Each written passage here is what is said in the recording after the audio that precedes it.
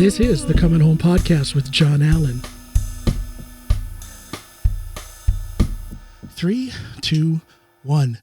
And welcome everybody to this episode of Coming Home with John Allen. I am your humble host, John Allen. Before I get started here with Jim Swann, who is my guest today, I want to remind everybody that if you look on the description of this episode, whether you're watching on YouTube or listening on a podcast platform, you will find several links that you can click into if you'd like to support the work that I do.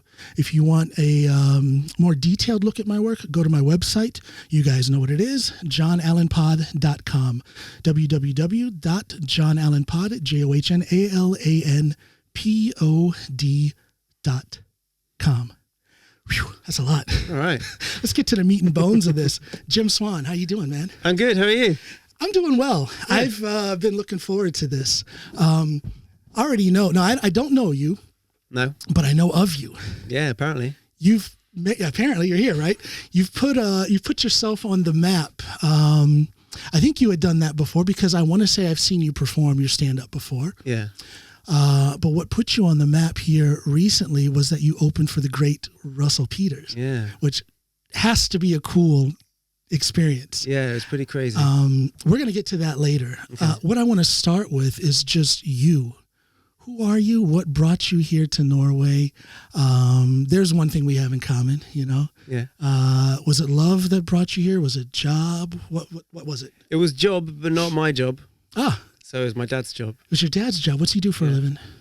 Now he doesn't do what he did then. At the time, I think he got a job with an oil company. Ah. Yeah. Something, one of those jobs with computers that children don't understand. That stuff. Never quite understood what he did. Something how long ago was that? That was in 1990. Oh, so you've been here that long? Yeah. Wow, and here I thought I was a Norwegian veteran. I've been here for 20 years, 2002. Oh, right, okay. Okay, 1990. Yeah. So how old were you then? 6. So how much of that transition from England to Norway do you remember? And how did it affect you at that time, if you can remember it? I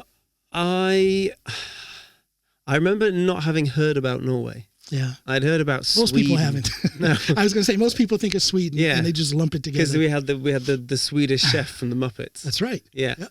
And ABBA. Of course. but I can't remember it being like, oh no, I don't want to leave or anything. It was just like, yeah, okay. Well, that's what you do. The parents decide, so we're leaving. I was going to say, if the parents are secure in a move like that, then the children will be secure in it. Yeah. If the parents are stressed and there's a little bit of anxiety and nail biting around that, that's going to rub off on the kids. Yeah, well, I think originally my mum didn't want to move. Ah. And they were only going to stay. We were only going to stay for like a year. Oh wow. And then after some years, my mom didn't want to move back. Okay. Yeah. So but I don't know how much anxiety there was. I don't know. But she fell in love with it in the end. Yeah. So it was overall a good. I mean, you're still here. Yeah. So yeah. Yeah. Do you consider yourself Norwegian? That's tricky. I'm assuming you have citizenship by now. I don't have citizenship. Give me a high five on that. I've been here for 20 years and I don't. You know, what's your reason for not having citizenship? Laziness. Don't want to stand in line at the embassy. And cheapness, because it costs 4,000 kroner to send off an application for a citizenship. And I rarely have 4,000 kroner lying around. So it's not an identity issue at all. Well, no, I mean, it's only ever an issue in general elections. Because then it'd be quite nice to have a vote. True, yeah. And when I'm traveling... But do you vote locally? Yeah, I have done, yeah. Yeah. Yeah. Yeah. I've done that. It's odd. It's different. Yeah, I almost feel like I shouldn't be allowed to do this. I don't know what it's like in England. Yeah, I've never voted in the U.S. either. Oh, okay. Well, I'm sorry. I've done the absentee voting here from Norway, voting back home. Yeah. But to actually go to the polling station in the States, I've never done that. Well, how old are you when you moved here? This was in 2002. I was 33. Okay. Yeah. I Oh, good. Yeah, pretty fucking good. Yeah, that's right. Jesus. Black don't crack. Yeah, black don't crack. We know these things. It's a saying for a reason. Yeah, it's there for a reason. There's some truth in that. But okay, so there's no identity thing. It's it's not I'm English. I'm from the UK, and that's that. That's my identity. It's not that. I don't think it's a very integral part of my identity being from a specific country. I think it comes more from, the traditions I have and the music I like and the films I like and that kind of thing. I mean, a lot of that obviously is English. But I don't think of myself as a British person. You don't. Or a Norwegian person, per se. Just a guy in the world. Just a guy, just a citizen of the world, just traveling around, mainly in the Oslo area. You live in Oslo, right? Yeah. Yeah. What's it like? Oslo, when I go... What's it like? But let me tell you something. And I ask you this because my wife and I say this all the time. Now, she lived in Oslo. She's a hillbilly from Hudum. She's from Hudum. Hudum and Finnmark, yeah. So everybody, he has met the illustrious and mysterious Snoopy. She exists. There's people out there that don't believe that I constantly troll her on social media and on this program and stuff. There's people who don't believe she's real. She's real. She is real. Yeah. No, but we talk about this all the time. She's lived in Oslo, so she can kind of identify with this. But I had commented years ago that you can tell when you're in Oslo, people are different there. Yeah, there's a certain level of laissez-faire. There's a certain airy happiness and sense of freedom. Okay. In Oslo that we don't see here in Drammen. And we can sit and we love to people watch, go out into the square here in Drammen, just sit and just watch people talk about them behind their backs and stuff. That's the kind of people we are. Or right in front of them. Or right in front of them. But we'll do people watching in Oslo, and we notice that they're just different. They just seem happier. There's more life in them, more conversation between individuals. Whereas here in Drammen, people are almost face down, looking at the concrete as they walk, not really interacting. It's different. I would have thought it was the other way around. But I've not spent much time here. I can't think why that would be the case. You think in big cities people would be more closed off. That's my experience, having grown up in the countryside in Ohio, back home in the States. And, we live here in Drammen now, but we lived, most of our time was spent up north, Finnmark and Nord-Troms. And that, of course, is a rural environment. There's cities up there too, but we lived way out in the countryside. And I notice this difference with people in the city. But then within that conglomerate of city people, Oslo, it's almost like they just feel good because, hey, we're in Oslo, we're in the capital. We should feel better. Everything. They've got Starbucks. We have a Starbucks here in Drammen, though. Ooh. We do, finally. Finally. No, it's been there for quite some time, actually. Yeah. But I wonder if it is that thing about more social opportunities in Oslo. Possibly, yeah. I just remember when I did stand-up a couple of times at Comin. We were talking about that on our way in. That's where I think I saw you the first time. I did stand-up there twice, and I noticed walking from the train station, the central train station, and over to Comin, there's just so much life there. I mean, from the... To Torgata. Yeah, it's from the rich West Side ladies wearing their fur coats all the way down to the drug dealers. It's just different. It's just more, and there were drug dealers around there. But there's just so much life there. It's just it's different. Yeah. I think we can about it. Now you can agree on that. Yeah. Now you've been told, but think it through now. Think it through next time you're walking the streets. When I go back to the station, I'll spend a bit of time watching people. So you came here at the age of 6. Yeah. No exciting transition, at that age. It was exciting. It was exciting hearing about what the house we were moving into would look like. And our dad said that it had a balcony. And then we got there and it wasn't a balcony, but it was like houses like rows of houses, but like steps. So the garden wall looked over onto the garden. Come that was on, like, Dad, don't it was tell like these lies. A story down. It was like that's not a balcony. I was expecting to come out like the Pope or something. That's an overhang. That's a cliff. That's overhang. Nothing. This is a balcony. We have a balcony out there. That's a balcony. That's a balcony. Yeah. Yeah. But it was a nice house. But yeah. But I'm thinking, it's got a balcony. No, I remember that sense of adventure that I had when we moved from the city out to the country. I was 7 years old. Yeah. And I don't remember I don't remember the actual move, but I remember the first day I woke up after we had moved there, and everything was just so new, so exciting and all that stuff. Yeah. And I'm actually writing about this now. I'm writing a memoir. Yeah. So I'm actually writing about that. That's why I wanted to ask you about that transition. I tell you what I do remember.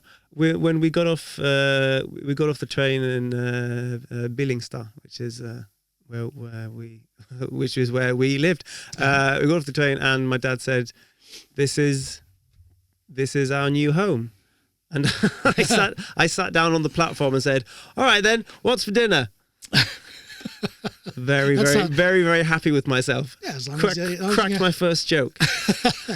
Now, when did the joke start? I don't know. There. Is it a family thing? Is it for me? I definitely have my sense of humor from my mother. Yeah. The very foundation of what I do as a stand-up comes from her. I mean, my dad was could be quite, silly and playful. You say could? Is he still with us?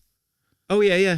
Okay, yeah. But just he wasn't always. I was about to do the sign of the cross and say, "May you rest in peace." You say he was okay. No, he had, he had his moments of being silly and jokey. Yeah. But he was a dad, so it's obviously very, very dad-like. Yeah. But no, I think my brother's very funny, and my sister's funny. So you're three kids in the house. Yeah, but I think joking for me was like a coping mechanism. Really? What was there to cope with? Come on, now you just moved to the world's happiest country. What was there to insecurity? Insecurity, yeah. When things are uncomfortable, you make a joke and you make light of the situation, and that's how you get through things. I can identify with that. Yeah. I'm guilty of that to this day. I always have been, and I still am. Yeah. I'll crack a smile for almost no reason to people on the outside, but to me, it's to cover up an uncomfortable moment. Yeah. Yeah, like I'll always be finding myself in in an adult conversation with people talking, and I'm a child and I have no idea what people are talking about, so I'll be completely silent until somebody says something, and I use that as a setup for a joke, and I just crack a joke, and then then I've kind of earned my place in the conversation with people. Are you one of us? Because I'm kind of speaking about myself here. Are you one of us who does this comedy thing to hide our insecurity, or do you do it as almost as a medicinal treatment to insecurity / trauma? I think it depends on what I'm talking about, really. Okay, so you might draw some of your own inner insecurities. You might draw from that then to make humor. Yeah, but I think when it boils down to it, I'm just a show off, and I just want attention. Yes. And I mean, originally I wanted to be a singer.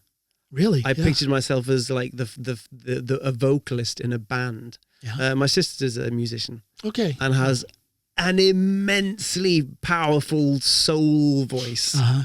From just listening to like Aretha Franklin hours on end, and so I kind of thought, okay, well that's what our family does then. So she does that, and so I thought I'll do that again. I'll do that as well.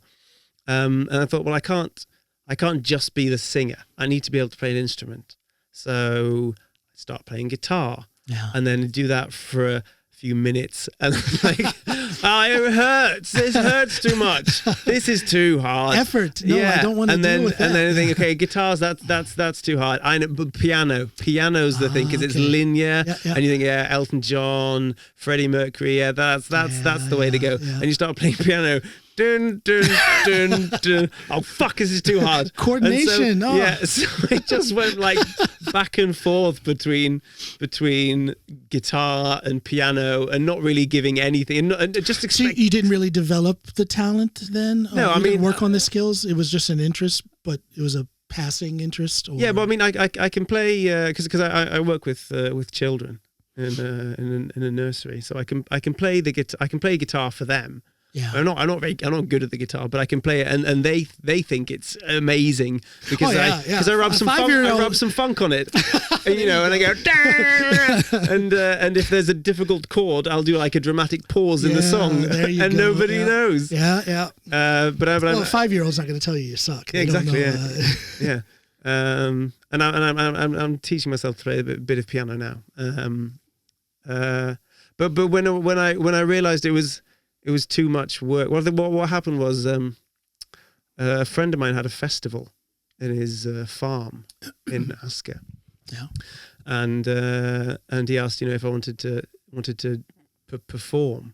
Oh, because perform music or stand up. No, perform music. Okay.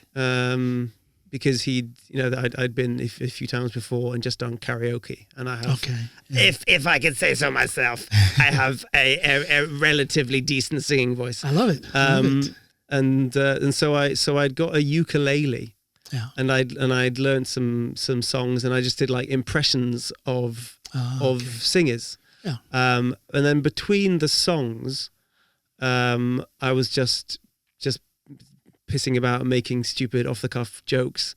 And then a friend came up to me afterwards and said, "Yeah, Jim, funny bones." Yeah. It didn't say anything like you should do anything about it. It was just that was funny. And I thought, yeah, maybe I am. Now, how long ago was this? Oh, this was 2012? Okay. No, 2011, I guess it was. Okay.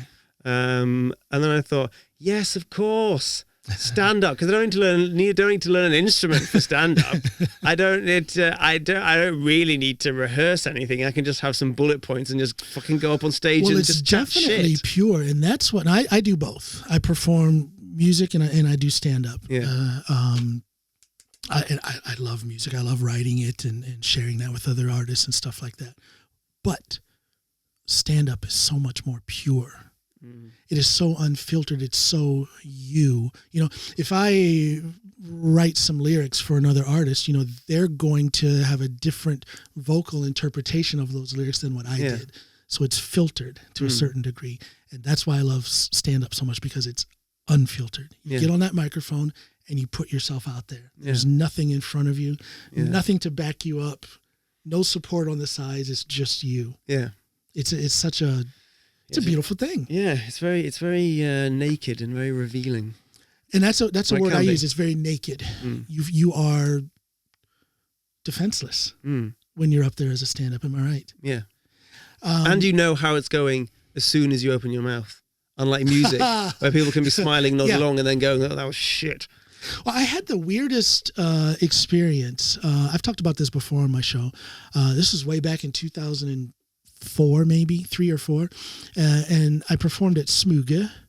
They've since shut down, or have they reopened? Where? Smuge. It's called Smuge in Oslo. The pathway between the two streets. Yeah, there you go. Yep. It's called Smuge. Very famous place at that time. People like Prince had done an after show there. Really? Bruce Springsteen used to come in there from time to time. So it was always my dream. I had heard about Smuge back in the States before I even came here. I'm like, if I ever get a chance to perform in Norway, I want to perform there. Yeah. So the opportunity came. I'm there with my band, and we were very well prepared, and we're playing this music, and the Norwegianness hit me in the face because they were all just kind of, some of them were literally like this. Yeah. For those who can't see me on the camera, I have a rather studious look on my face. arm propped up with a finger on the side of my face, like a professor listening to someone give a dissertation or something. Yeah. And that was the response they were giving, like, oh my God, we suck. They hate us. Yeah. But after we were finished, we couldn't get out of there for another 3 or 4 hours because of people mobbing us, wanting to talk about how great we were and what are we doing next. And it was just this, it taught me something, and that's a musical experience, but it taught me something for stand-up. You said you kind of know when you start speaking whether or not your stand-up is going to be good or not. Yeah. But I find it's the opposite. Oh, really? I record everything I do, and I've been up there thinking that I suck and the crowd's not getting it. Yeah. And I'll go back and listen to it afterwards, and there's people cracking up all over the place, but it didn't register because I was in my head. Yeah. Trying to get the material out there. Oh yeah, well, that can happen. You can have a I mean, I'm really hard on myself. Oh, so if it's not like me too. If it's not 85%. Well, we want to be as good as we can be, up, right? Then I'll think, shit. Yeah. We want to be as good as we can be, and we won't accept anything less. And there's such a huge leap from a really good show. I mean, a good show, people are laughing, to just killing it, and that feeling you get when you're just killing it. It's like nothing else. Well, it's impossible to describe it, and I think therein again lies the difference between, for me anyway, between music and stand-up. The feeling I get when things are going perfect with stand-up, it totally eclipses the feeling of a good musical set, and I don't know why that is. Maybe it's because of the nakedness. People approve of your nakedness, I guess, which is, I mean, that's a pretty serious thing when you are so open and it is so unfiltered and it is so very much of who you are. Well, also the response you get is unfiltered and open. Exactly. Yeah. So there's more of a, you can feel a communication happening a lot more. Well, exactly, and that's kind of my point about that whole experience at Smuga in Oslo all those years ago. I had no idea how those people were reacting to the music. In fact, I thought the exact opposite of what was happening. Yeah. But that's not possible with stand-up. You know whether they get it or not. Yeah. You know really early on.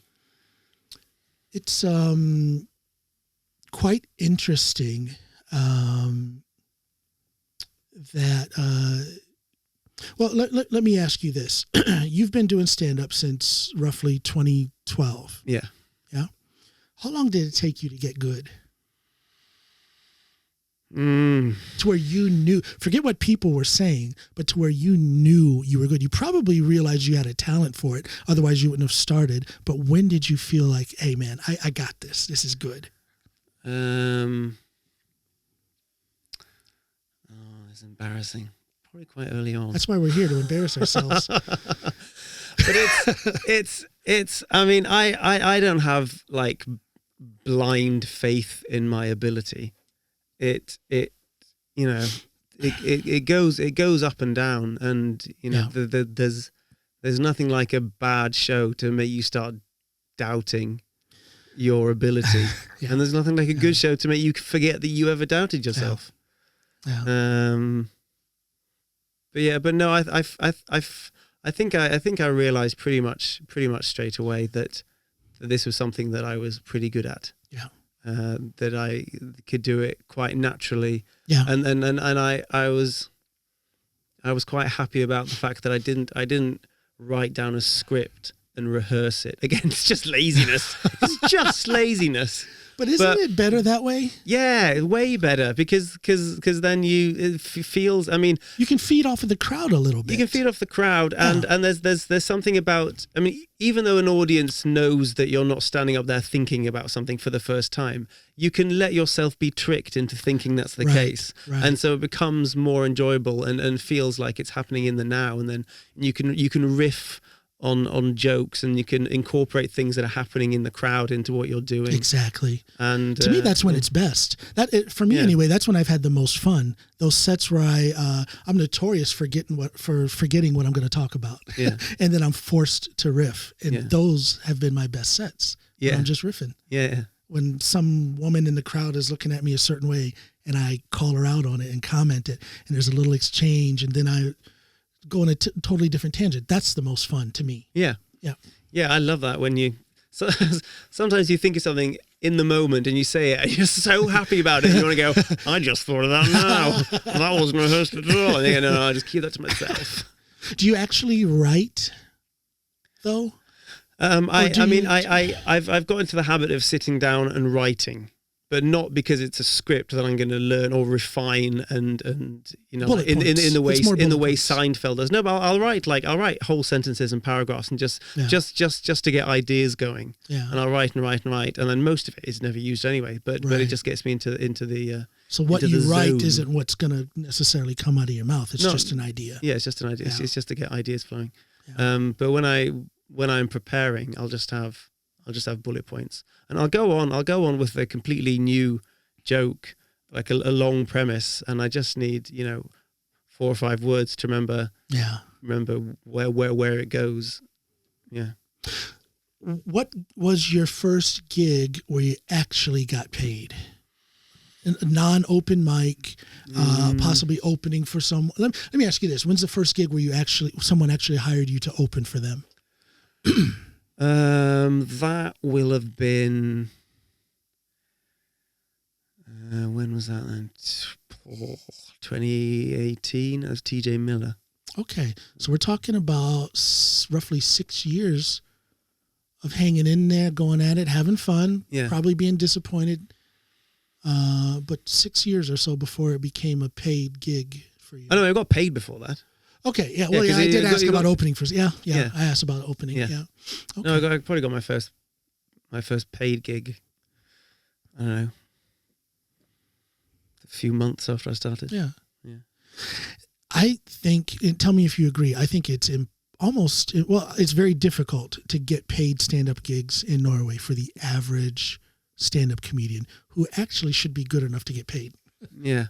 Would you agree? In other words, the environment for stand-up here in Norway is it seems to be such a fledgling movement. I see so many talented comics out there and they can't get a gig beyond an open mic because the venues are closed. Yeah. The venues aren't there. Yeah. I mean, I don't know what it's like in Drammen, but in the last, 4 or 5 years, it's just been new venues just been popping up everywhere. But then it feels like there are more comedians as well. Maybe that's what it is. Maybe that's. I think we're very much in an era of our culture. I don't know if it's global, but in the West anyway, about being very individual and being seen. Yeah. And getting yourself out there and promoting yourself, like with social media and self-realization in a way that is a lot more than just like, oh, I want to, build stuff, or, I want to be a teacher or whatever. It's like, I need to be seen in order to be appreciated, because we put people who are famous so high up. Yes. Yeah. I'm going to guess that you see social media as a good thing. It's not toxic in your, in your sphere. I mean, I've had periods where I've been off Facebook for a long time and then come back. I don't really spend much time on Facebook, like scrolling. You don't use it that often for promotion, self-promotion? Instagram, maybe? I use Instagram, and then the Instagram is linked to Facebook, so I don't have to go on there. Right. So it just does it automatically. Yeah. But I'm on Instagram. Recently opened a TikTok account. Did you really? Yeah. Yeah. So you're getting them TikTok shorts pressure. out there then. Yeah. There's I don't know, maybe I'm too old. But TikTok, I can't do it. That little, 10-second thing that just flashes by. I get a headache. It doesn't have to be 10 seconds. No, but there is a lot of that. There's a lot of that, but I don't spend any time on TikTok looking at shit. No. You post your stuff. I post my stuff and I get the hell out of it. Post and ghost. Yeah. I do spend a little bit of time checking if I've got any likes. We want to be liked, right? We talked about that. We want to be liked. We need to be liked. Yeah. But it's very early days. Yeah. Maybe I should get... I'm just thinking about the music stuff that I do. Yeah. I see that TikTok would be to my benefit. Yeah. I see that Instagram would be more to my benefit, but I just It's so time consuming. It is, and it feels like you feel bad for not having posted anything. That's true. Yeah. And who's going to promote us if we don't do it ourselves? Exactly. That's the problem right there. Yeah. You got a manager or anything? Well, but that kind of ties into what I was thinking about, how difficult it is to make it in the stand-up world in Norway. The difficulty with finding gigs and whatnot. It's probably even more difficult to find a manager or a promoter if you feel that you're at that stage to where you need one. You know, do you have a manager? No. Do you want one? Yeah. Do you know anybody? I do actually. We can talk about that. I can introduce you to some people. Actually, I really can. But do you feel that you need someone to step in and help you with that promotional thing, with that, getting the word out about who Jim Swann is and what Jim Swann is doing? Do you need help with that? No, I think I don't know if I want help with that. I think I just need help getting work, and not just stand-up stuff. I mean, because I've talked about music. Well, no. Well, I mean, I could do. I don't think I wouldn't want to. I mean, I haven't written any songs. So maybe I could get a band together and we could sing at weddings or something. Which is quite lucrative. It is quite. I got lucrative. a couple of friends who do that, and it's sick the money they make. Oh my god. But yeah, because I've just taken a sabbatical from work. Oh, have you? Okay. Because I'm a preschool teacher. That's a tough job. That's fine. Yeah. So I have lots of patience, and well, you definitely need that for that kind of job. I worked as a school teacher with teenagers 12 years old and up. Yeah, and that's always scared me. That it's quite demanding. Yeah, quite demanding. But I always looked at the younger kids as even more. I guess I don't like kids. I love mine. That's fair enough. But I don't like. No, so you're taking a sabbatical from that now. Is this because you want to put more time into stand up? Yeah. But just doing stand up isn't going to pay the bills. Could it though? Well, yeah. I mean, it could. It could. I've tried to get like corporate work. But see, this ties into what I was thinking about how hard it is to get a sufficient amount of gigs in stand-up in Norway. I'm really bad at pushing and nagging at people to give me work. You need a manager. So I need somebody to do that for me. You need a big black guy, possibly from the USA, muscular, wearing a suit and a hat cocked to the side, going into offices and talking to people on your behalf. Yeah. And then getting booked out of fear. No, I smile too much. Nobody would fear me. I smile and laugh way too much. I'm a big teddy bear. But I've done acting work as well, and that pays quite well. Yes. Oh yeah, absolutely. For the amount of time you're doing it. I haven't actually gotten an acting gig, but I've been in the running for a couple of acting gigs, and smaller things like for commercials or bit parts in brand new shows. Yeah. But the money, if I would have got it, it would have made my jaw hit the floor. We're talking, a couple 10,000 kroners for a couple hours. For turning up and waiting and eating some snacks and then doing a line and then going home again. It's just absolutely amazing what the money can be. Yeah. So have you gotten any parts then? I have had a few little parts. I was in a TV show called Oslo Zoo. Ah. You seen it? I've heard of it. Haven't seen it. Good enough. To start. I've heard of a lot of things that I haven't experienced. I played a very sarcastic, whiny Englishman. Do you play it well? Yeah, it was just myself. Just an extension of my own persona. It was just given the license to just be a complete dick to the other characters. And get paid, yeah. And I was I played a Nazi in a. Do you play that well? It's just an extension of myself. Let's get somebody canceled today. No, it's Eidik Sørvik. Hello, Eidik. The guy who gave me some details about your background and whatnot.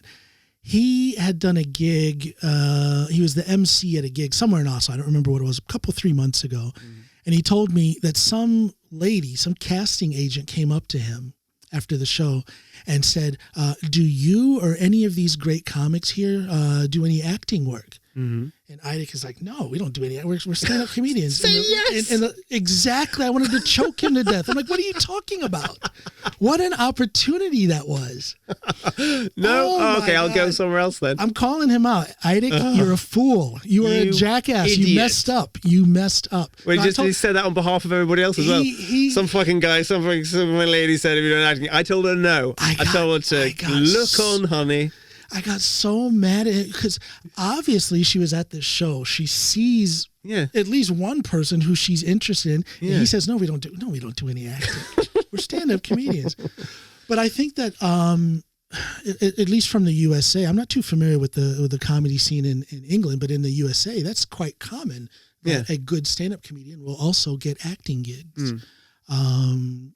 I'd like to see more of that happening here in Norway. I guess I criticize the entertainment industry here in Norway because it seems to be locked. If you're not in it and you don't know someone who's in it, you just about can't get into it. But I am I wrong? Well, I mean, I wasn't in it, and then I was in it. Yeah, and I didn't ask for permission to be in it. You did the work. I did. Well, I thought, okay, stand up. I think I should try that. And I checked like student things and found there were like open mic nights that students had put on. And I went along and saw what the level was and thought, okay, I can do that.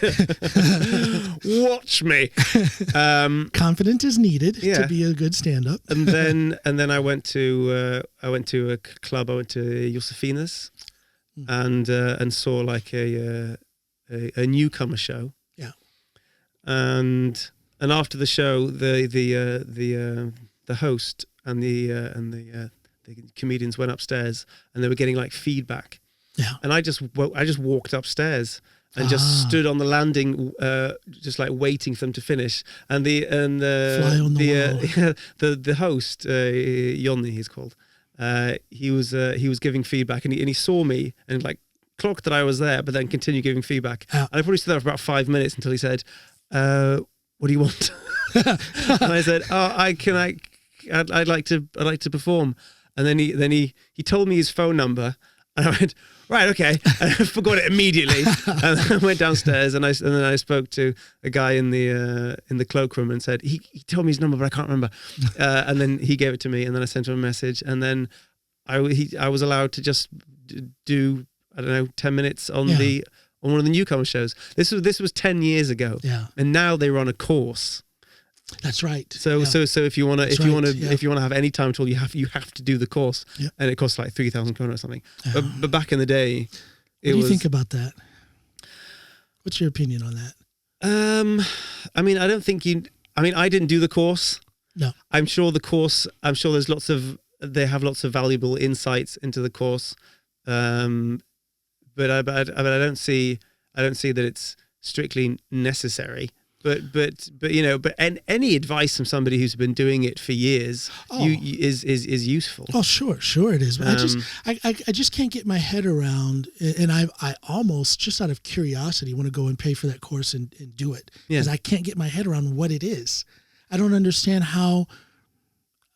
Sure, there's some practical things that can be taught, but the actual comedy itself, I don't think that can be taught. No. I think you either have that or you don't, but you work at it and then you get it. Yeah, I don't see how that can be gained through a course. No, I agree. You agree? I think some people have it and some people don't. But I believe you can be without it, but you can work your way to getting it. Yeah, you can work at it. Yeah, you can work at it. Yeah. And for some people, it's more work, and other people it comes. Sure. And some people are just naturally funnier. That's just how humans are. Who's your mentor? My mentor. Do you have one? You mean like an idol or also somebody who I... No, because I think an idol is someone who is, well, for the most part, is inaccessible. You can have access to someone who you idolize, Yeah. but I'm talking like that mentor, someone you go to, maybe you run a bit by them to see if it's going to work, or someone who maybe advises you on the the business and booking side of things. Do you have that go-to veteran when you have those kind of questions and you want that kind of professional feedback? Do you have somebody like that? No, not a veteran.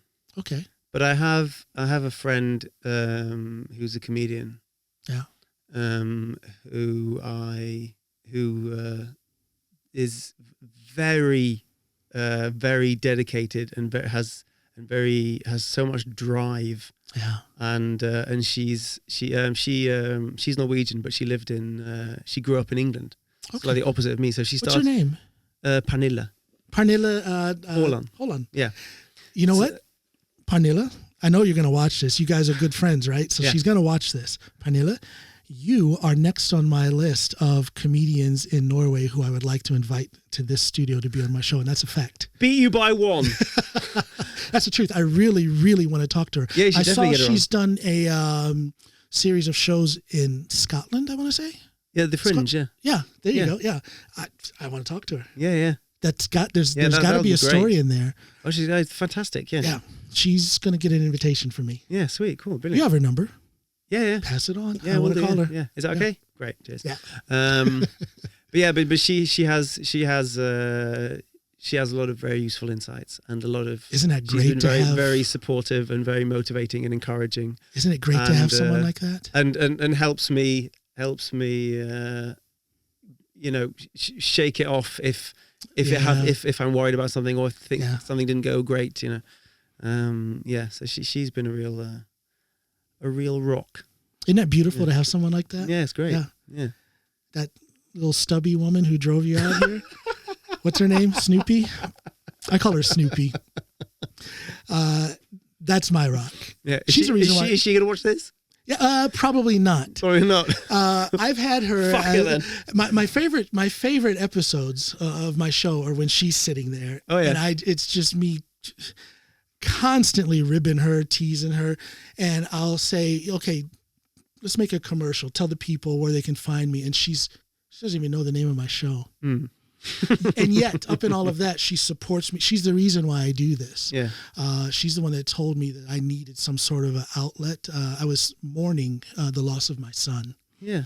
From a heroin overdose. Oh, really? Yeah, he died in, it's coming up on an anniversary, actually, the 5th of November, 2019, he passed. Oh, I'm so sorry. Oh, thank you, man. And dude, I was just totally out of it. Yeah. Totally depressed. I mean, I just totally checked out. And the beautiful person that she is, she let me do that because you have to mourn. But there came a certain time where she said, John, you gotta find some way to get going again. And when you find that way, you should use your voice, literally. Mm. So here I am. She's the one that led me to this podcast and bringing in people who inspire me, motivate me, people who I think I can learn something from. Yeah. And it has totally kickstarted my life. And I'm still mourning my son. And in fact, I canceled an episode yesterday because I just, the anniversary of his death is coming up. Yeah. So that should make you feel special. I'm mourning my son, but here you are. Yeah. No, seriously, I wasn't feeling it yesterday, so I canceled yesterday's episode. But having said that, it is this show and everything around it that has totally changed my life. Yeah. And that wouldn't have happened without my wife. Oh, that's great. So when we as artists have that person who... we can, the rock, the person we can bounce our ideas off of, share our frustrations with, and all that stuff. It can be career changing. Yeah. Am I right? Absolutely. I mean, I don't know. Have you ever wanted to give up? Have you ever wanted to stop with stand up? Have you ever been so frustrated where you're like, I got to find something else, or at least I got to stop this for a while? I've had a couple of breaks, due to breakup, relationship. Yes, the L word, love. Yeah, but never because things weren't going well, or I thought I couldn't do this. But life got in the way. In other words, yeah, it's too much. Is this a therapeutic process for you, though? I ask that because it very much is so for me. Yeah. I incorporated my son's death into my routine at the time. Okay. As a therapeutic process, I'm like, I got to laugh about this. Otherwise, it's going to kill me. I got to laugh. Yeah. And I kind of touched on this a few minutes ago when we first started talking, but I find that stand-up comedians have a tendency to put a therapeutic aspect, an introspective thing into their stand-up. They're talking about themselves in an effort to deal with something. Is that you at all? Sometimes. I think I've always wanted to go deeper into how I'm feeling about things. But you haven't? But I haven't. I've often started talking about things that seem quite serious, and then I'll find the quickest, funniest punchline and just get out of it. Okay. So I kind of owe that to myself to talk about things that are a bit more serious. But nobody wants to. But it has to be funny. That's the thing. There has to. There has to be a joke there. Yeah, you're right. No, I don't know. And people are different. Some people are very therapeutic with their stand-up. They're very much dealing with something, and they make sure the crowd knows that. And then other people are not. Yeah. Sounds like you're maybe something in between. Yeah, it's I'm after, because I was in a relationship for 8 years, and then that's a long time to have it end. Yeah, and then shortly afterwards, I tried talking about it on stage. How'd that go? And it didn't go well at all. It was just too soon. Yeah. And I still haven't talked about it. I don't think I really have any interest in talking about it. I mean, I could talk about, I could maybe approach it and talk about, relationships and, what makes you stay in a relationship that you're not really happy in for 8 years. Yeah. I was married for 7 years and we got divorced. 6.5 years and we got divorced. Yeah. That was odd because you get to a certain point in a relationship where you just kind of, I don't want to say you assume that you're going to be together, but you're together. And it's been like that for years. So why wouldn't it continue? Yeah. Then all of a sudden it doesn't. And it's like breaking a habit, and that's never easy. Yeah. Name a habit that you have that's easy to break. There isn't one. Yeah, well, I think what happened with me is I just thought of all the consequences, because we'd bought a house. We bought a flat. Let's be real. But that's a big step in a relationship. That is a big step in a relationship. Yeah. I'm in a new relationship now, and we just bought a flat. Congratulations. Uh-oh. Hold on. There's a pattern here. You bought a flat before. Yes. No, I don't want to curse your relationship now. Jinx. No, I feel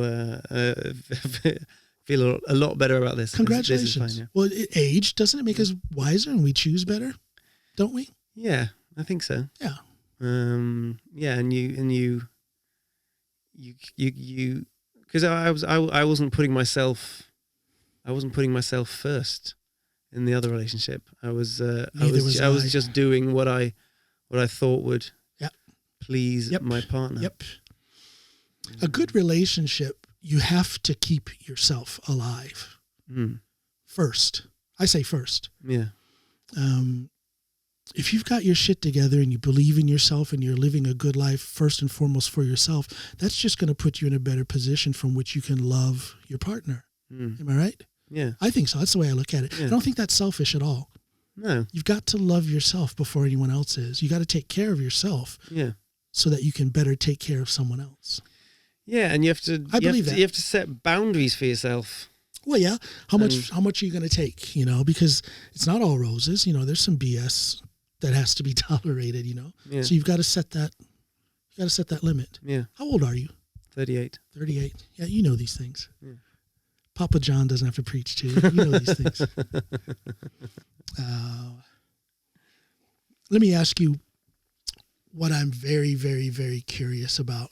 First, I want to say congratulations for getting that gig opening for Russell Peters. Thank you. Russell Peters is now. This podcast is not. There's no focus on stand-up. I've had a lot of stand-ups in here, but it's not focused on that. So for those of you who don't know who Russell Peters is, go and Google him, or even better, go on YouTube and check out some of his work. He's one of my favorites. Yeah. That guy is just sick funny. I just love what he does. Yeah. how did you get that gig? Now you got it because you're good. You got it because you got noticed. But what was the process? The process was they asked some other people first. Okay. So they asked a... Do you know who they asked? Yeah, they asked a comedian called Jonas Josef. Yeah. Have you heard of him? Heard of him? Yeah. And he was away. Okay. And so he recommended me. And good guy. I've been told they asked a guy called Dag Surdos as well. I think I've heard of. Okay. Yeah. You should probably Google him because he's pretty big in Norway. What's DAG? Yeah. And then Surdos. ROS. Yeah. And he again been told that he recommended me as well. Well, how nice. Yeah. How well did you know these two guys before they recommended you? I know them. Yeah. You know them well. Okay. Yeah. So tell me about that call. Tell me about the call you got. I didn't get a call. Jonas said this is the guy you need to contact. So I sent a message on WhatsApp to a guy. Jason was his name. Somebody in the booking agency. Yeah. Or the and promoter. he said, I said, they you need somebody to warm up for Oslo Peters, and they said, yeah, in English, and I went sure, and then didn't hear back for a while, and I don't know what's going on, and then I don't know the day after they said, yeah, 20 minutes, is that okay? Yeah, yes, of course, and then he put me on to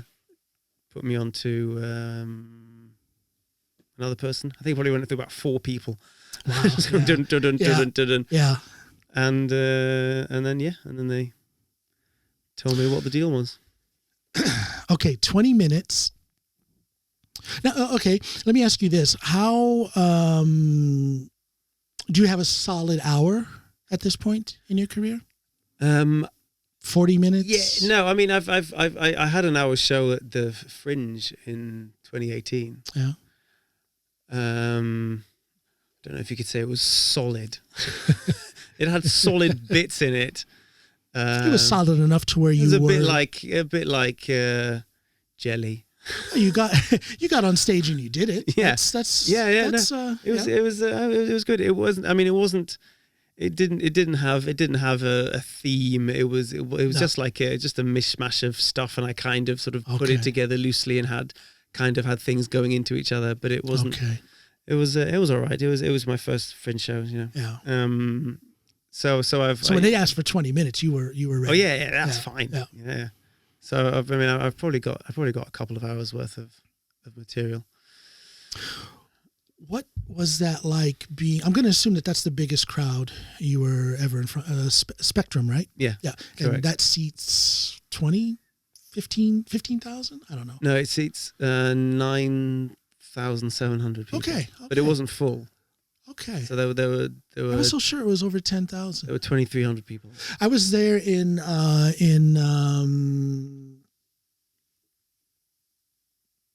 was it, 2011, and saw Prince there. Oh yeah. It felt like there was 1 million people there. Yeah. We were right on the floor, right in front of the in front of the stage. Yeah, I'll never forget it. Prince sweated on my wife. I've never loved her more. Come here. Come here, you. Are you just doing this because of Prince? What? That's ridiculous. Come here, let me lick your face. She, no, that was very cool. Sweated on Prince. He did. He was right at the edge of the stage doing a guitar solo, and he spun around as Prince did. Yeah. And the sweat went off, and whoosh, right in. I've never loved her more. She hasn't showered since. Okay, so it's just under 10,000 people. It wasn't quite full. It wasn't. Yeah, there were 2,300 people there. That's a big crowd. It's still a fucking big crowd. Biggest ever for you? Oh yeah. Tell me about it. Because ever since I won the spelling bee in 5th grade, and the entire school stood up and applauded me, I have been a hound for applause. Oh yeah, big crowds. Yeah, seriously. Now, and I believe it or not, I don't have them for adults. I am an introvert. I really am. Yeah. But this thing with performing, It scares the living daylights out of me at the same time as I love it, and I have to do it. Yeah.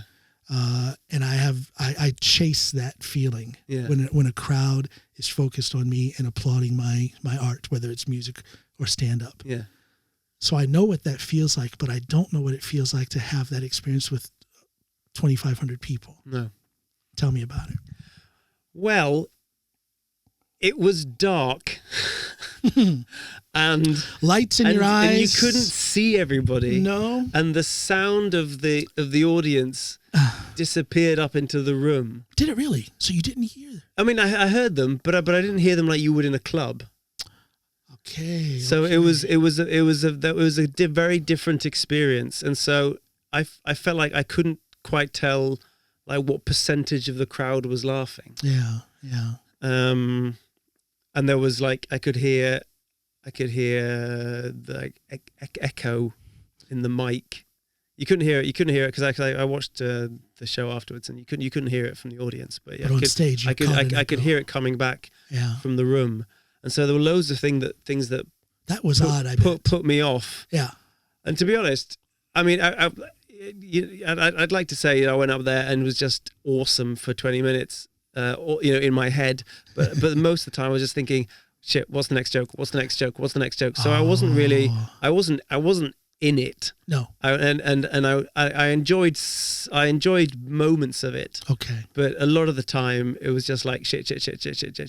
And after the first joke, I think I fucked up the first joke. I couldn't quite remember how it ended, and so I ended up going for about 5 seconds, which doesn't sound like a lot, but it is. But it is a lot. And I was going, oh fuck, I'm gonna die, I'm gonna die, and then I remembered what I was gonna say, and that's actually a long time to go. Yeah. Now was it? So this was nerves. So this was nerves then because of the crowd size. Yeah. Well, and the crowd size, and just the fact that I've been hired in by, one of the biggest comedians in the world. He's one of my favorites, man. I love that guy. I would be kissing his feet. Did you kiss his feet? I tried. Tell the truth. Tried. Did you get to meet him? Yeah, I met him. Yeah. But I didn't have much knowledge of his comedy. Before, really? Yeah. And very interesting. Yeah, well, you know. Wow, I've been following that guy for years, man. I love his work. He's one of my favorites. I started watching what I could find on YouTube, and I thought, this guy's brilliant. Yeah, he's amazing. He is, and it's just my kind of humor. And then I just didn't have enough time to watch much. So your nerves got you. Yeah. But all in all, what scale of 1 to 10? How would you rate your performance? I think it was probably like between 7 and 8. So it was good. I would guess, if I think of my own scale, if I were to rate myself a 7 or 8, I would feel confident that although I knew I made mistakes and I wasn't very sharp, I would probably feel that the audience probably thought I was good. Yeah, and so you feel I got good feedback from them afterwards, but then I thought I'm very over analytical, and so you think, well, they have to say it was good, don't they? What are they going to say? That wasn't that good. what are they going to say? So but yeah. Well, now this feedback was people said it was all right. I don't know. I was going to say, this feedback, was it from the audience members, or are we talking about people from Russell's organization? Audience members and his crew and him. And, I don't think they'd lie to you. They said you were good. You were good. Yeah, hopefully. But you couldn't tell I was nervous. No. Yeah, I watched the recording of it, and can't tell. Yeah, I'm thinking. Excuse me. I'm thinking if you rate yourself as 6 or 7. You knew you were nervous, but they probably didn't. No. Yeah. Russell Peters. So you weren't familiar with this stuff ahead of time. No. That's interesting. Yeah. But of course you recognize how big it was when you got that offer, right? Oh yeah. I mean, I had heard of him. Yeah. So you knew this guy is a mover and a shaker. Yeah. He, one of the funniest things, little bits that I saw, there's some show that Comedy Central does where they bring a comedian up and the comedian just tells stories. They don't do stand up, but they tell stories. I cannot remember the name of this show, but I've seen it on YouTube. And Russell Peters was standing there talking about meeting Osama bin Laden's brother and doing shows, being hired in to do shows for Saudi princes and stuff. Oh, yeah. And I'm like, oh my God, just to be at that level to where you can perform at that level for those kind of people. Yeah. Is pretty doggone special. Terrorist adjacent people. And the way he tells it, a Saudi prince hired him in to do stand up at his place, and Russell thought it was just going to be like a one off. You know, he'll do an hour or whatever, and then he'll go home. And it turns out they practically kidnapped him for days. He was there for several days doing this stand-up over and over and being shown around by this Saudi prince. And then all of a sudden this guy says, hey, you want to meet Osama bin Laden's brother? What are you going to say? No, I'm all right, thanks. Russell's like, are you shitting me? No, boop, boop, boop, boop, boop, calls him up and hands him the phone. He's talking to Osama bin Laden's brother. Just crazy stuff like that. But see, that's one of the things that fascinates me about him, about Russell Peters, not Osama bin Laden's brother, but it fascinates me about Russell is that he has this he's a true international comic, you know. He does these shows in the Middle East. He does these shows all over Europe. He'll do them in North America, and it fits. He can adjust his lines to fit depending on where he is in the world, which I find admirable because I had to struggle when I first started changing my American thought process. Yeah. And I do my routine in English. Yeah. But I had to change my thought process and my own personal humor to where it would fit for a Norwegian audience. Yeah, I do mine in English as well, but I do it in English now, but I've gone back and forth a lot. Okay. Yeah. And I've got a show coming up in March, like a solo show, like an hour. Yeah. And where's it going to be at? Tell people. It's going to be at great, thanks. My new manager. He needs a manager, people. It's going to be at Njøsene on the 3rd and 4th of March 2023. Njøsene. Click here for tickets. I will put a link. If you send me a link, if there's a ticket link, send it to me. I'll post it with the episode. I'll do that for you. There isn't yet. Okay. But there will be. When you get it, send it to me. Yeah. Okay, cool. Yep. Cheers. But I've thought because when you're speaking in the language of the audience, yeah. Well, this is what people say, and I can understand it. That you shorten the distance between yourself and them. Yeah. Because when I do it in English, there's even those people speak English here. There's always a certain language barrier. I'm quite good at not using very, very sort of British ways of talking about things. Like you have to be aware of those things. I'd say the word diaper instead of nappy. Yeah. Because I know that people don't know what a nappy is. Right. But see, those are the kind of adjustments I'm talking about. I had to, certain slang things or certain ways of pronouncing things that are normal for me. And especially if it's something I think would be funny, it's frustrating at times because I know I have to change that. Yeah. So it fits for the audience. Yeah. But see, you've been here since you were 6. Yeah. So regardless of what language you're going to do your routine in, you're thinking like a Norwegian. Am I right? You've been here. You were thinking in Norwegian or like a Norwegian? Like a Norwegian. Yeah. I mean, I can't do that. I haven't been here long enough. No, I still think like me, American John Allen. I don't have anything to compare it to because I just think the way I think. And that probably has... Which by default is probably like a Norwegian. I don't know how often you're back in England. No, not very often. Okay, so I would say then by default you think like a Norwegian. This is where you are. Yeah, probably. You live here. Yeah. But if I do a show in England, it's fine. Okay. I mean, it's good. Yeah, I guess I never thought of that. I didn't even think to ask you if you've done any. I'm a terrible host. I didn't even think to ask you if you've done any shows in England. I quit. Goodbye. Good night. But so you go back and do shows from time to time. How often? Not often. Okay. I mean, I've just done a handful of shows in England. And you don't see a difference in the crowd react. See, I feel a different relationship to Norwegian crowds, even after being here and performing off and on for 20 years. And it's just different than what I'm used to back home. And I feel that and I have to adjust to it. I think, well, again, I've only done a handful. I won a competition in 2014. Yeah. And this English comic who puts up shows with English comedians in Oslo, he took me and another comedian to England, and we did 3 gigs in like small places outside of London. Yeah. And then I did a couple of gigs in London maybe like 5 years ago, just like open things. And then I was just recently in London and did a gig at the Top Secret Comedy Club. And that was amazing. Oh, how so? Just the ceiling was low. People were packed in. It was late, so people were nice and relaxed, but not rowdy. Yeah. And just the laughter, just like a punch in the face. Yeah, yeah. It was it was incredible. How many people roughly? I don't know, like 50, 60 or 70.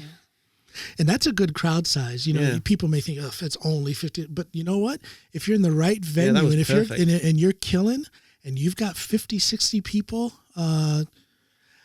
biggest crowd I've ever been in for stand-up was around 70, 80 people. Yeah. And it's so far the best night I ever had. And 50, 60, 70, 80 people, that's a lot of people to be clapping for you. Yeah. That's a lot of people to be enjoying what you have to say and do. It's quite meaningful. I have some musician friends who would laugh at a crowd that size, but again, there's a difference between performing music and performing stand-up. Yeah. You're going to feel that audience reaction totally different. Yeah. Yeah. So you don't feel you don't have to make any adjustments then these few times when you've performed in England. You just feel you're you and you're doing your thing. Yeah. Yeah.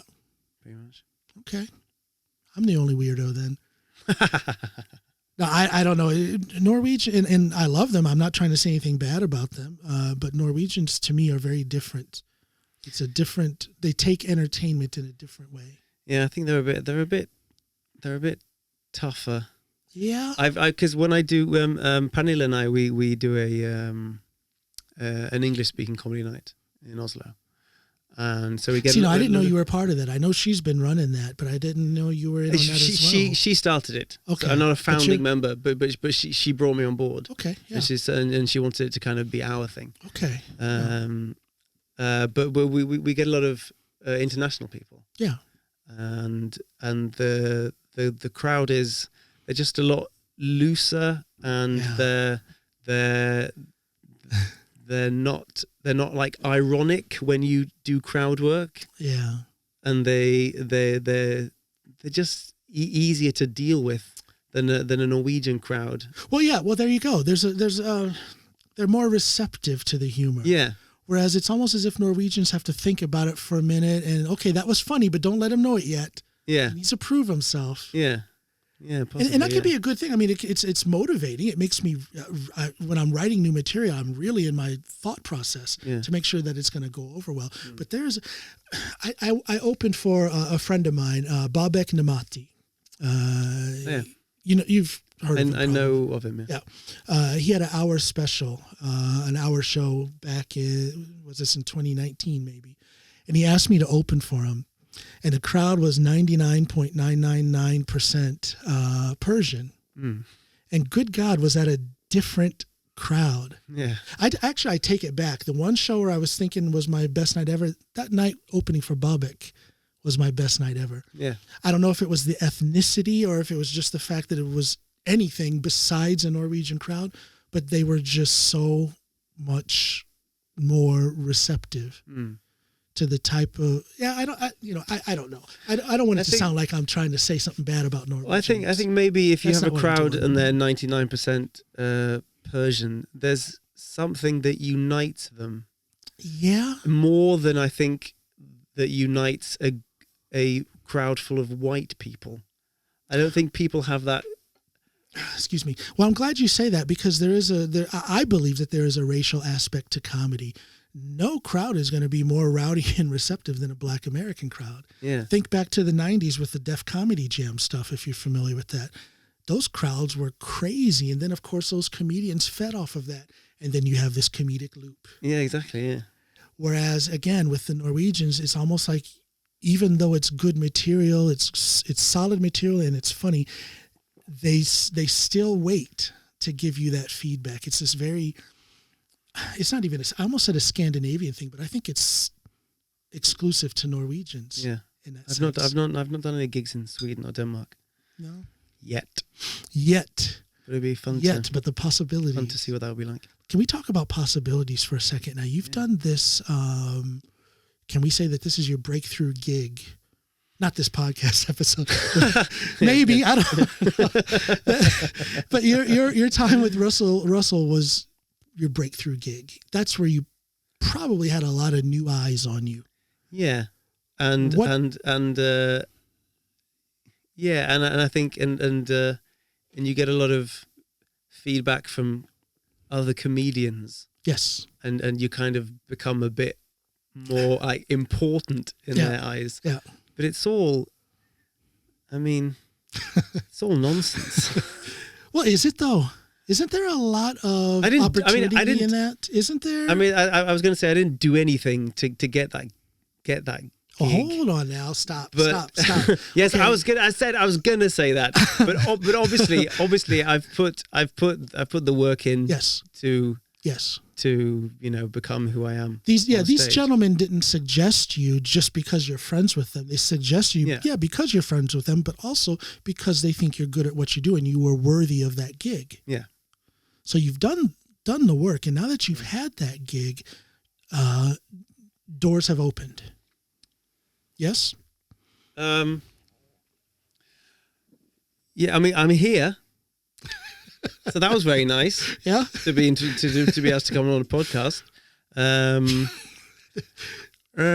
Yeah, I mean, I'm trying to think of specific things that I've been asked. Well, let me put it to you this way. How long ago was that gig? A month. It was the 17th of October. Yeah. 2 weeks, 2.5 weeks. Yeah.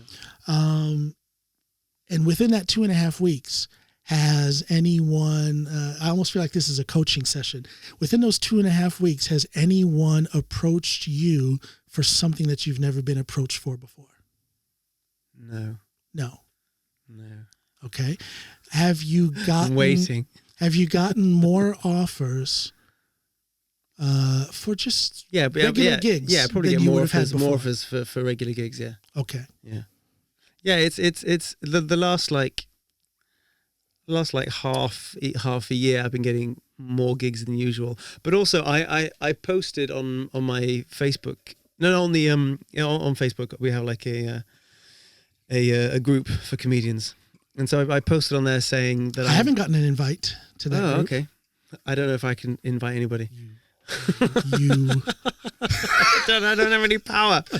But I wrote a post on there saying that I'm going freelance and I'm taking a sabbatical. Yeah.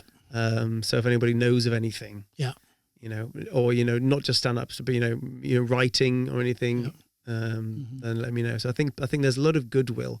There's been a lot of goodwill in the last few months. Yeah. But again, I need to be realistic. I wouldn't have got. You don't get goodwill for nothing. You.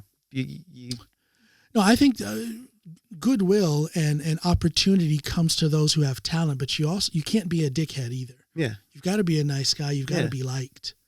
And you have to know how to use your likability in a responsible way. Yeah. Which again keeps you from being an asshole or a dick. Yeah. You're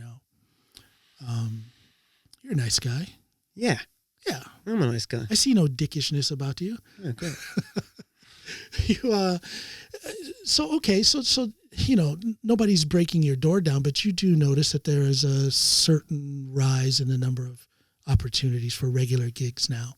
Yeah, a slight increase. Yeah. Yeah. Yeah. It's going to come.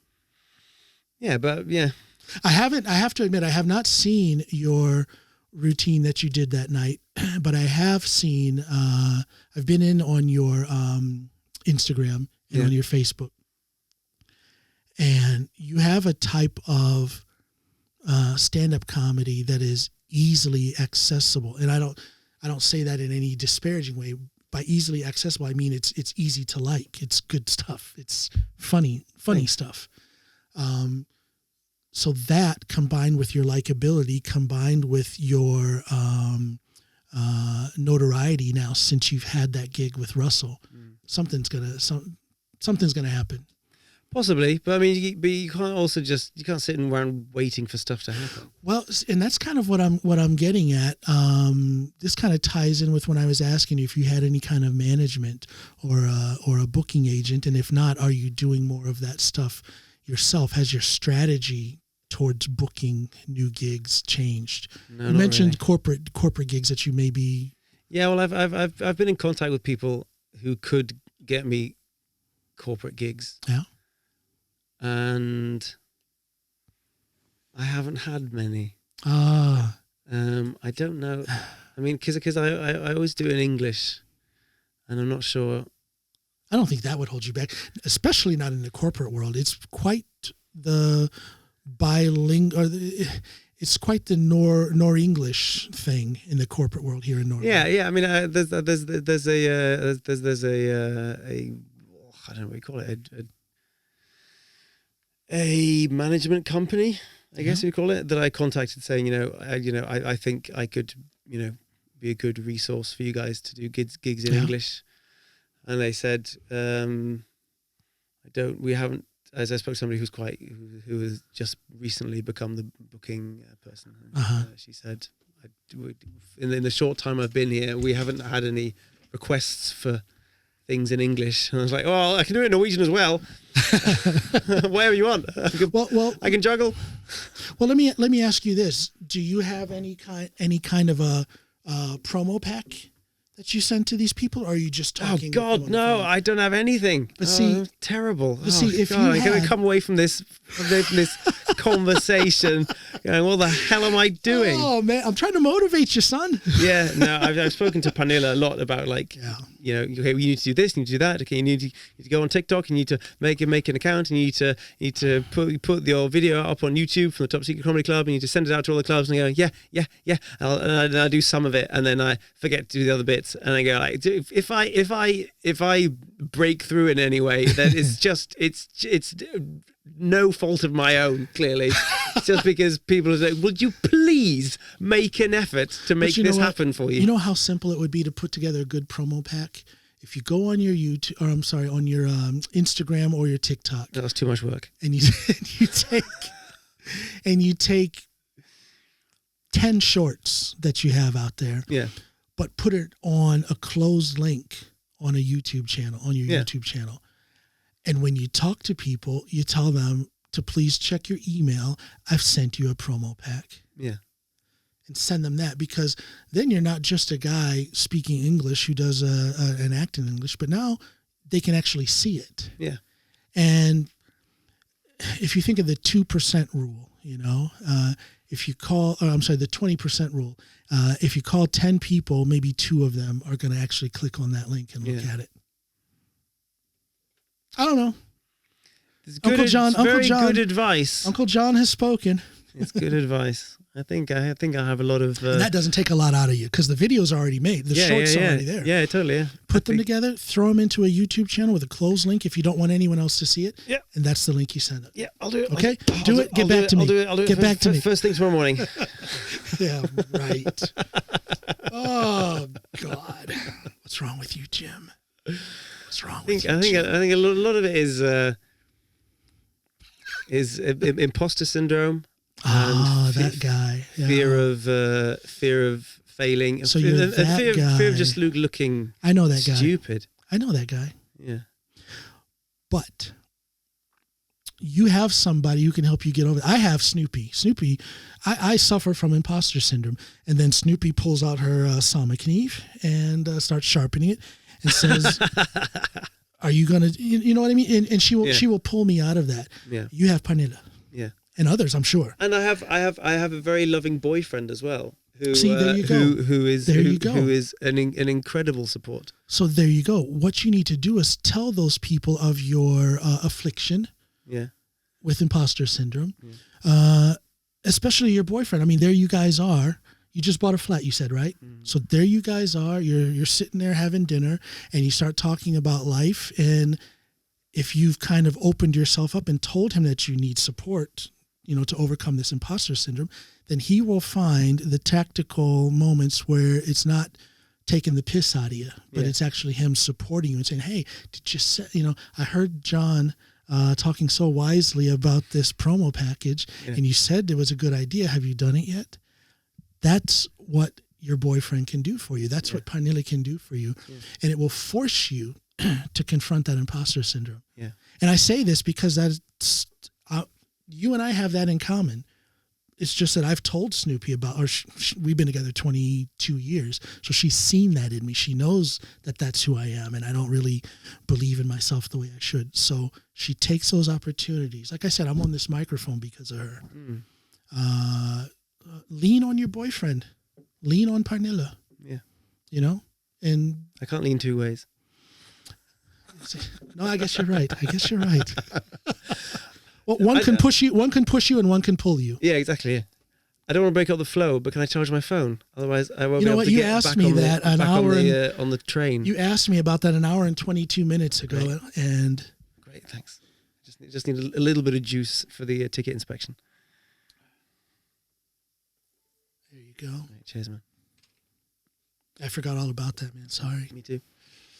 You're probably sitting there the whole time thinking, John seems like a nice guy. When's a good time to stop it? When's a good time? Thinking, John seems like a nice guy, but he won't let me use his charger. What is No. I don't know. Imposter syndrome is a real thing. A lot of people, when you start talking about imposter syndrome, just kind of roll your eyes. Oh, get over it. Yeah. It's not that easy. It's not easy. I mean, it comes and goes. Sure. Yeah. It's not always there. No. I mean, imposter syndrome, if it was always in place, you probably wouldn't have accepted my invitation here.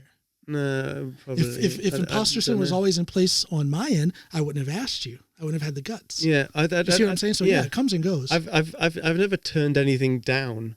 No. From imposter syndrome. No. Okay. Well, that's good because I have. So you're better than me. Oh, really? Yes. Like what? We talked a little bit about acting before. I had someone practically guarantee me a voiceover thing. And what was it for?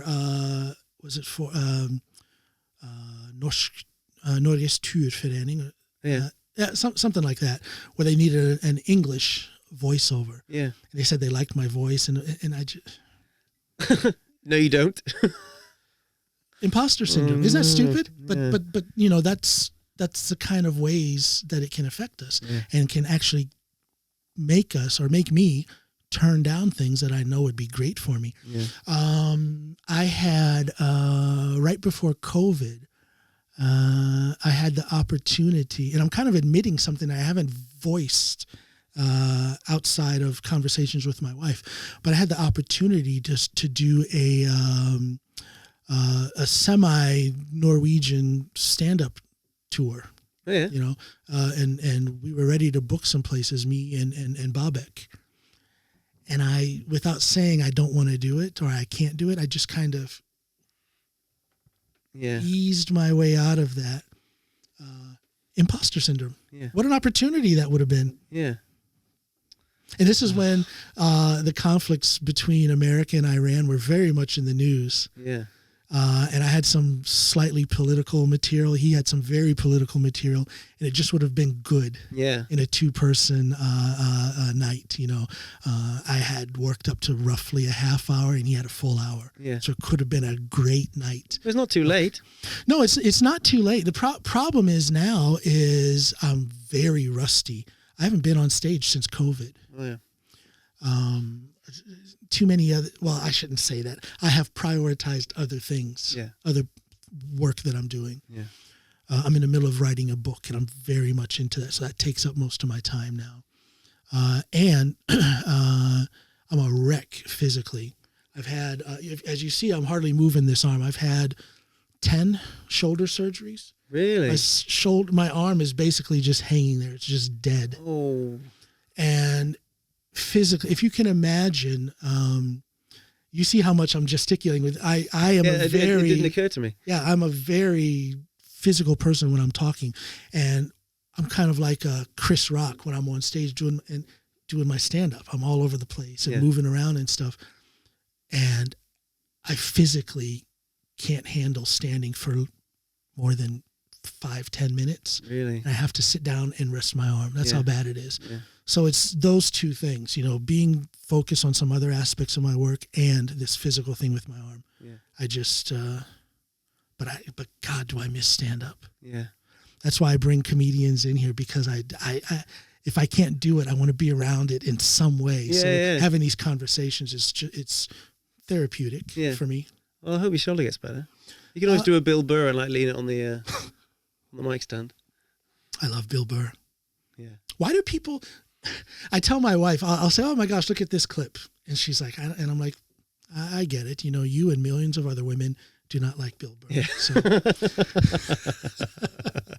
But he takes a lot of heat for being like like some sort of conservative right winger, and I don't see that in him at all. No, not at all. He's quite the leftist, a lot of it is just actually. Common sense. He is quite the commonsensical leftist. Yeah. That's the way I would describe him. Yeah. Commonsensical leftist. Yeah. Bill Burr. I should get him in here. That would be cool. Yeah. Oh my God. Talk about imposter syndrome. If I had the opportunity to get Bill Burr in here now, that would be some serious treatment for my imposter syndrome. Have you ever seen him when he's on some of these podcasts? He's become like the older uncle of stand-up. And he'll get on these podcasts with some of these younger guys, in their late 20s, early 30s, and you can see the fear. They're almost physically shaking.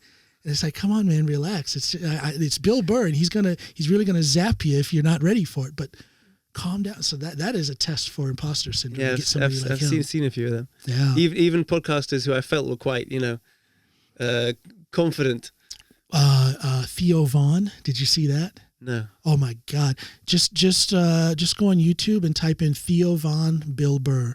Bill Burr went on Theo Vaughn's. Theo Vaughn's like a younger, hip comic who's normally very quick, confident, but Bill Burr just tore him to pieces. Yeah. On that podcast episode. You got to see it, man. It's a classic. Cool. Got to see. This is maybe a year and a half ago. Yeah. Just totally ruined Theo Vaughn.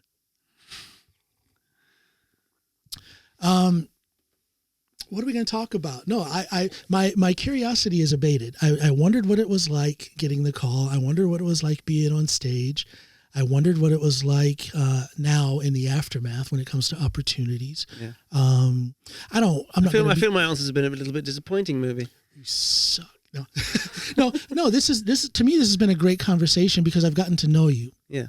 And that's what I wanted to do. Besides all of the wow factor that you got to be on stage with one of my comedy inspirations. I wanted to get to know you because you seem like a cool guy. Everybody that I've spoken to about you loves you. Eric Sertic says you've got to talk to him. He's a nice guy. And like I said, I want to say I saw you quite a few years ago at Coffee Mute, Steinar Daltvedt's show. So I'm satisfied. Yeah, this has been really fun. But I do want to ask you one question. I'm not going to be so crass as to say, hey, give me some dirt on Russell Peters. But what was it like talking with him? Is he, as he seems to be, someone who is incredibly talented, very funny, extremely wealthy. He seems to be extremely wealthy. But well, he is. He's one of the highest paid North American comics, and that says a lot. Yeah. But he also seems to be so easy to talk to. He's just another guy, just like us. He was very friendly, and he was very jokey, and I mean, I spent most of the time before I went on just in my own dressing room, but when I went in to say hi, his brother, who's his manager, his brother. Said, and you're welcome to hang out here. There's no separation of church and state. Oh, that's beautiful. So that was a very nice, no ego sentiment. Yeah. But I was very I need to concentrate. So I wouldn't have been much use really. So I just sat in front of a mirror. Yeah. Yeah. But you did spend a little time talking with them. Oh, very little. I mean, there was a brief hey, how's it going? before the show. And do you feel like you missed something by not spending more time with him? Not really. No. Fuck him, right? Is that what you're saying? I mean, I think even if it had been somebody who was like an absolute hero of mine, I don't think I would have got much out of. I mean, it's nice when you have a conversation with somebody. But there's a terrible asymmetry when you're somebody who's been doing stand up for 10 years and you're warming up for somebody who's filling arenas, and so you're never really gonna be getting to a point in a conversation where you're just like chatting about shit, and especially when I need to go on in front of 2,500 people, the first time I've ever done that in my life, in 15 minutes. I'm not like, hey Russell, so tell me about the tour, how's it been going? Right. Yeah. So that was never really going to happen. No. I get it. Yeah. I guess I get it. I'm just, I would have talked to him. If I got an invitation like that, I think I would. I don't know. I believe in the drip effect. I believe that by having conversation, I mean, look at what I do for a living. I have conversations for a living. Yeah. And I suck in so much inspiration, motivation, information, viewpoints, and I just love that. And to have an opportunity to speak to someone of his caliber, I think I would have had to jump on that. But you don't feel like you missed out on something by having more time to converse with him? I mean, if you don't, you don't. No. I mean, if I hadn't been so stressed about going on stage, maybe there is that you did have a show to do. Yeah, exactly. Yeah, so I wasn't really I mean, when we're hanging out, comedians backstage before a show, I'm normally. It's. I mean, the atmosphere after and before are very different. So normally people are kind of just like in their own head. Yeah. And then afterwards, everything's fun. Yeah. People are definitely more receptive to conversation after they've already done their show. Yeah. Absolutely. Yeah. I experienced that with Zahid Ali. The first night I did stand up here in Drummond, he was there at Union Scene, for you Norwegians. And backstage before the show, he didn't have much to say. No. But after the show, he pulled me aside and talk about having that that experienced uncle type, to get feedback and support from. Zahid Ali is that for me, because he pulled me aside. This was my first time ever doing stand-up, period. And he pulled me aside and went down the list about what he liked. He didn't tell me anything that he didn't like, which I think was very diplomatic of him, because I'm sure there was something, plenty that he could have said something about that he didn't like. But he didn't do that. He just told me what he liked and encouraged me to keep doing it. Yeah. And I got a really nice message from him. I think he's a great guy. That dude is so humble. Yeah. First time I performed with him, he sent me a message the day after with words of encouragement. Yeah. I also got to talk with him again. The one show that I thought was my best until I remembered the show I did with Bobek. I opened for Zahid. Yeah. In Mjøndalen here, right down the road. And I got to talk with him for about 25 minutes afterwards. Just standing outside here smoking a cigarette. I'm standing there and we're just talking comedy and stuff. And then that ended up with him being a guest on my show. Yeah. And he's just the nicest. Hi, Zahid. If you're watching, you probably aren't. But if you are, hi. And I think that is one of the beautiful things about stand-up comedy here in Norway, is that there are so many accessible people like him who will take the time to just talk with you. And to me, again, that drip effect of having dialogue with somebody of that caliber, to me, it does something. Yeah. I've always been very aware of I mean, I've only been doing it for 10 years. Yeah. So, but sometimes you find yourself at a comedy show and you're the veteran. And so I'm always very very conscious of being including and welcoming and friendly to comedians who are new as well. There is responsibility in that position as the veteran. Yeah. Listen, what do you say we round this off? Yeah. We go in and Snoopy's going to drive you back. Yeah. We may have to sit for a while she's still getting herself ready. Poor thing, works night shift while I get to sit here just talking with my friends. Bullshit. It's just awful. And here I am, a foreigner as well, an immigrant. Oof, doing immigrant things, I guess. That's been really nice. No, it's been a real pleasure to have you here. I want to look at this as the start of a friendship. Cool. I call you friend, I call you brother, I call you colleague. Oh, sweet. Before we end this, I want to ask you to do two things for me. And I have all of my guests do this because, as I said, I bring people on who inspire me, motivate me, people who can teach me something, and you fit all of those things. I've learned a couple of things coming out of this conversation. So is there anything you can say, a sentence or two or a paragraph, something you can say to maybe an aspiring stand-up comedian out there who's watching and listening? You talked about veterans in their leadership positions. That's you. Yeah. Can you say something that might inspire, motivate, or teach that young, new? Don't think about what other people will find funny. Do what you think is funny. Yes. And do it until you find the people who also find it funny. But that's wise. Sound bite. Yeah, but that's wise. And it is a sound bite. I'll probably take that and put it out there as a clip. Maybe you could refine it a little bit.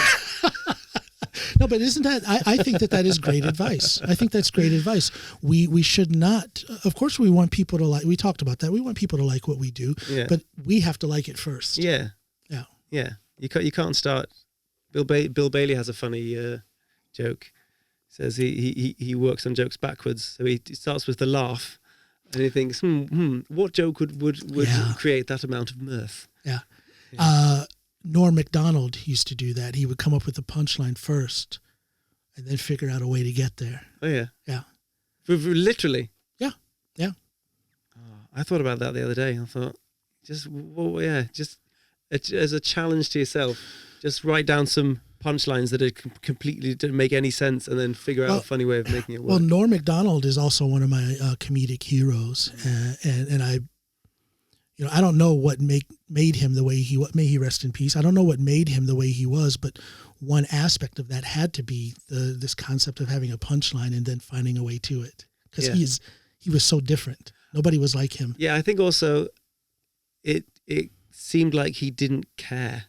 Oh my God, he did not care. Yeah. No, he did not care. Yeah. Fearless, totally fearless. And the amount of confidence it takes to be that fearless is fascinating. It's admirable. Yeah. Gosh, I miss him. Yeah. I miss that guy. I practically grew up on him. I didn't grow up. This was in 93 or 94 when he started on Saturday Night Live. Yeah. But I was a fan from the get-go because he was just so oddly different. Yeah. So all of those years since then, I've been a Norm Macdonald fan. Broke my heart when he passed. Oh, broke my heart. The second thing I'd like to ask you to do before we round this off, I'm going to say 3 words, and I'd like you to finish the sentence. Okay. Okay. Jim Swann is... You son of a bitch. Yeah, I'm just awful. Jim Swann is... Oh, but I can finish the sentence with as many words as I want. Sure. Whole sentence if you like. Jim Swann is... Oh, God. Oh, I'm cringing just thinking about it. You didn't know this was going to be a psychological session, did you? Jim Swann is happy to be here. Well, that's sweet. God. Yeah, no, I don't think it's going to get any better than that. I don't know. I just feel like I feel very humbled to be allowed to be in an environment with the funniest people Yeah. The funniest, I mean, I was going to say funniest people in the world, but the funniest people in Norway. And if stand-up didn't have the camaraderie of comedians and hanging out with them, I don't know if I'd still do it. If it was just if I was just on my own writing jokes and then go up on stage and then went straight home afterwards and I didn't talk to and I was the only comedian. So it's the hangout before and after the show. That's such a big part of it yeah. That's one of the things that I loved about coming out of Drammen and going to Cafe Mir a couple, 3 times is the hangout and the craziness. There were some comedians there who were 10 times funnier, and they didn't get on the stage, but they were 10 times funnier than the open micers who were on the stage, just in their hangout, just in the conversations they would kick up. And it was, not only was it fun, it was incredibly inspiring to see that. I tell you, Oslo is a happening place for comedy. It really is. Yeah, definitely. Yeah. But that's why I kind of was getting into this thing about why is it so difficult for a comedian to break through in Norway, because there's so much talent here. I don't get it personally. We don't have to rehash it, but it's something that I ask every comic that comes through here their opinion on that aspect of the entertainment business. Why is it so difficult for good comics to break through? There's something that's not right. I'll go through your podcast and pick out the comedians and see what they've said. Zahid Ali, Eirik Sørvik. I'll send you some links. Yeah, do. There's 4, 5, 6, 7, 8, maybe 8, 10 episodes. Yeah. Yeah. Cool. But should we go in and say hi to Snoopy? Let's do that. We're going to do that, everybody. Before we do that, remember, go in on YouTube. And I want you people to be on YouTube. Otherwise, you won't see how lovely we are.